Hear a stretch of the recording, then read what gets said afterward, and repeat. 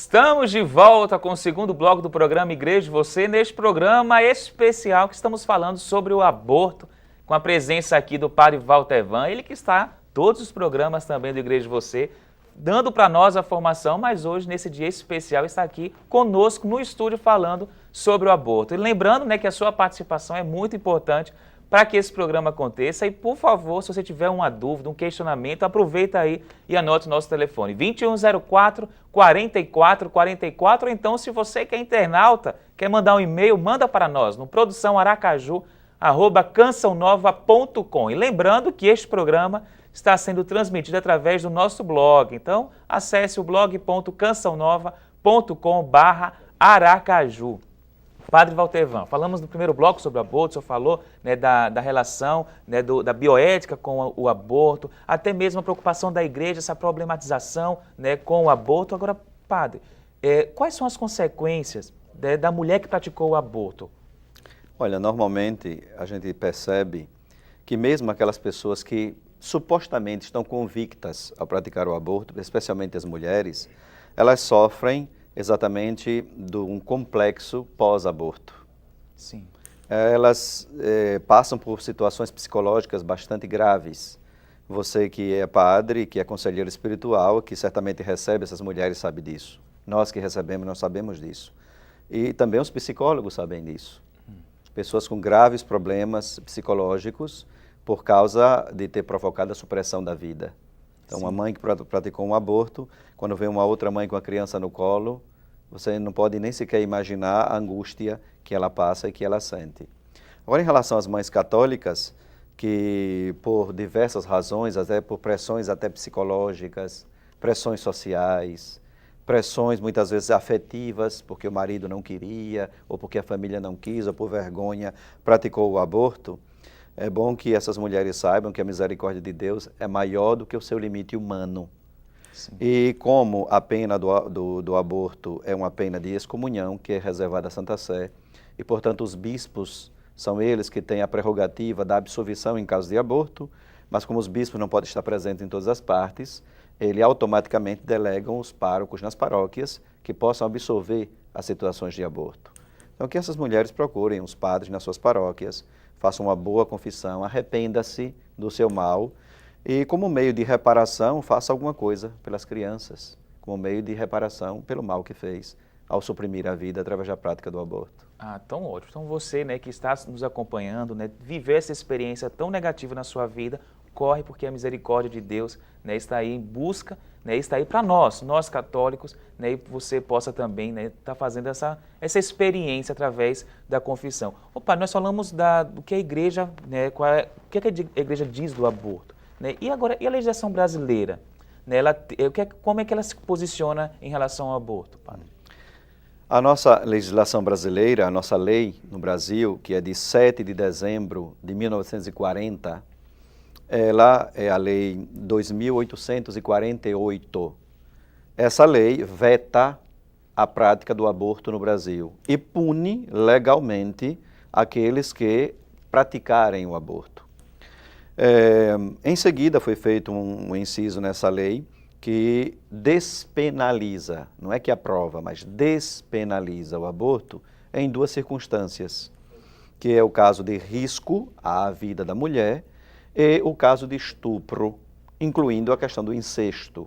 Então, Sim. Nessas situações, a lei brasileira fecha os olhos para não penalizar as pessoas que praticarem o aborto nessas circunstâncias. Mas mesmo do ponto de vista legal, a igreja não chama isso de moral. O que é legal nem sempre é moral. Então, a nossa lei, que é contra o aborto, é uma lei que é legal e é moral, mas que abre o precedente da despenalização nesses casos, do ponto de vista legislativo, ele é legal. Mas do ponto de vista moral, não, porque a igreja não aprova nenhuma espécie de prática de aborto. Ô padre, e a legislação hoje busca a legalização? O que hoje se discute, e toda a celeuma nessa campanha política que a gente assistiu, busca exatamente despenalizar o aborto em todos os setores, em todos os campos, por uma série de razões. Razões essas que não são suficientes para a eliminação da vida, Porque hoje em dia, quando se fala de aborto, se fala, por exemplo, de questão da eugenia. Uma criança com má formação, Sim. uma criança encefálica, uma criança com síndrome de Down. Mas quem é que pode medir a qualidade de vida por um problema da própria natureza humana? Então, verdade. praticar a eugenia é o mesmo que fazer aquilo que o mundo inteiro recriminou depois da Segunda Guerra Mundial, com o que Hitler fez nos campos de concentração. A seleção da raça pura, da raça ariana, com um tipo de qualidade de vida e uma característica aprazível aos olhos. Quem é que pode determinar a qualidade da vida humana para suprimir a vida humana porque tem esse ou aquele defeito, tem essa ou aquela má formação? Inclusive, né, nós temos assim, experiência e também sabemos de testemunho de pessoas que tiveram filhos, né, com essa má formação cromossômica e ver a presença de Deus neles, né, padre? Exato. Outros apelam também para a questão chamada terapêutica. Por exemplo, um tipo de doença que pode provocar graves consequências, graves sequelas na mulher, então se faz opção entre vidas. Prefere salvar a vida da mãe e eliminar o feto. Sim. A gente sabe que é imoral escolher entre vidas. Você deve fazer tudo para salvar ambas. Se em consequência dessa tentativa, indiretamente, porque não se quis, involuntariamente, acontecer o aborto, então isso não foi querido como opção entre vidas. Então não se pode fazer eticamente opção entre vidas. Sim. É como uma mãe optar entre a vida de um filho e de outro. Então isso é imoral, isso é antiético. Outros, e a maioria se enquadra neste caso, são chamados abortos psicossociais, que aí entra a questão econômica, a questão social, entra a questão da vergonha diante de uma jovem que engravidou, mas que diante da sociedade vai ficar má vista. Então, uma série de situações, todas elas se englobam dentro desses chamados abortos psicossociais, mas que no fundo, não justificam a prática da eliminação de uma vida por situações impensadas, por situações imaturas. Até mal programadas. Ou né, situações mal programadas, ou até a busca do prazer sem a responsabilidade daquilo que pode advir em consequência da busca do prazer. Ô padre, e para finalizar aqui nesse nosso bate-papo, que infelizmente já está acabando, né, o nosso tempo, por que a igreja ela penaliza o aborto, né, em qualquer fase da gestação? Porque, primeiro, não foi a igreja que determinou que a origem da vida humana começa com a fecundação. Isso foi a própria ciência. Sim. Todo cientista, todo biólogo que se preze, sabe que quando há a fusão entre o espermatozoide e o óvulo, começa uma explosão de um novo ser, a partir da multiplicação celular, a formação de um novo ser. Isso não foi a igreja que determinou, isso foi a ciência. Então, uma vez que a vida começa com a fecundação, tudo aquilo que voluntariamente atente contra esse embrião, a primeira fase até o terceiro mês, ou o feto, a partir do terceiro mês, é um atentado direto contra uma vida humana destinada a ser uma pessoa humana. Sim. Então, uma vez que isso aconteça, é uma violência e uma violação de um ser que tem direito à existência. Ah, tá. Mas você ainda não sai daí, porque daqui a pouquinho, né, já você vai acompanhar agora, né, desculpa, mas agora mesmo nós vamos chamar a matéria Divina Pastora, que esteve lá com o Rosalvo, que a igreja de vocês esteve lá, e você vai ver que devoção linda nessa cidade aqui em Sergipe. Os romeiros, nas primeiras horas da manhã, já estavam caminhando em direção à cidade de Divina Pastora. São cerca de 10 quilômetros percorridos. Eram pessoas vindas de várias cidades da região, principalmente dos estados mais próximos. Na parte da tarde, mesmo com chuva, ninguém desistiu. Era gente para lá e para cá. O comércio ambulante também tomava conta dos espaços. Dona Edileuza disse que participou pela primeira vez da peregrinação e gostou muito. Desse ano por diante, cada vez mais, eu vou vindo e chamando minhas colegas para a gente vir participar.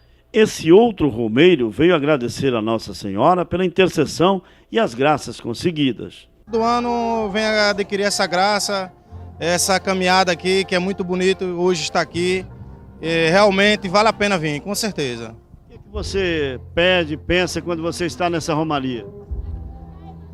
Eu peço a todos que compareçam, cada vez mais procurar sempre ao Senhor, sempre estar aqui todo ano e que não seja só todo ano, mas sim tudo que é canto, que Deus está em todo canto.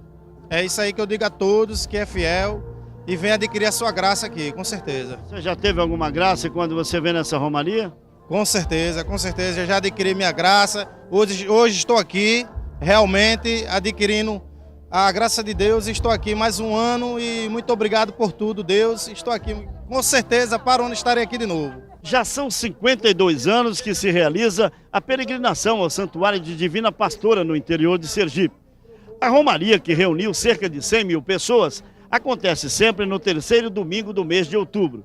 Depois de passar o dia inteiro na cidade, os romeiros vão agradecer a Nossa Senhora Divina Pastora, participando da última missa no encerramento do ato religioso.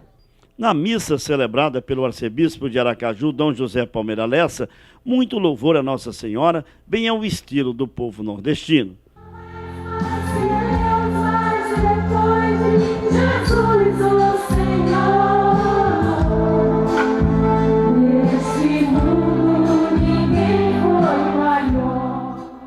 A chuva também não atrapalhou a celebração.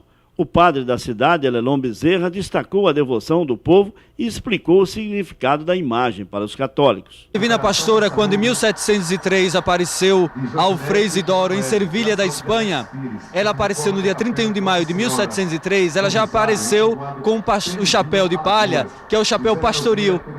O chapéu pastoril da Divina Pastora, porque é a mãe do Divino Pastor. Dom Lessa, em sua homilia, falou porque os romeiros saem de lugares distantes para caminhar com a Divina Pastora. Quando o povo sai de casa por causa de Deus, por causa da mãe dele, não tem sol nem chuva, nem pedra nem canivete que segura o povo.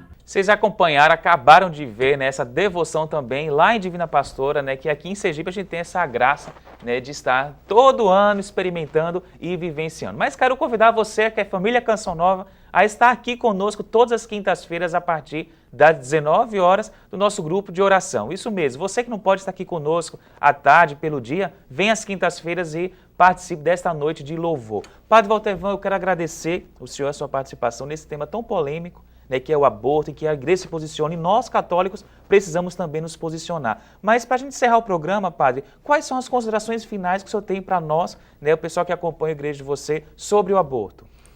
Bom, eu poderia concluir com o meu próprio testemunho. A minha mãe teve 10 filhos e passou 10 anos sem ter mais filhos. E aos 43 anos de idade, apareceu grávida de mim. Então o médico disse que era uma situação de risco, era muito grave, ela já tinha tido 10 filhos, há 10 anos não tinha filhos e que era muito perigoso. Se ela tivesse seguido essa insinuação e tivesse sido eliminado aquele feto e aquele embrião, hoje eu não estaria aqui falando com vocês a respeito desse tema. Nossa, isso mesmo, padre. Padre, eu queria que você nos desse a bênção, né, e assim, agradecesse mais uma vez o senhor, né, por essa disponibilidade, né, de a gente estar tratando desses temas tão específicos e tão polêmicos que é posição nossa da igreja estar, né, falando para vocês que nos acompanham, esclarecendo para que nós cristãos nos posicione também em relação a esses pontos. Então eu queria que o senhor nos desse a bênção e agradecer a você, né, obrigado pela audiência, obrigado pelo carinho neste dia de hoje, neste programa tão especial e até o próximo programa, se Deus quiser, mas antes, vamos aguardar aqui a bênção do Padre Valtevan. Meu irmão, minha irmã, a sua vida é um grande dom, é o dom de Deus.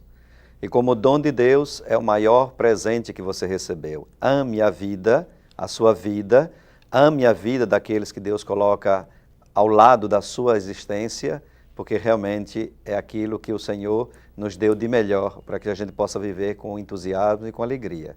Que o Senhor vos abençoe e vos proteja. Em nome do Pai, do Filho e do Espírito Santo.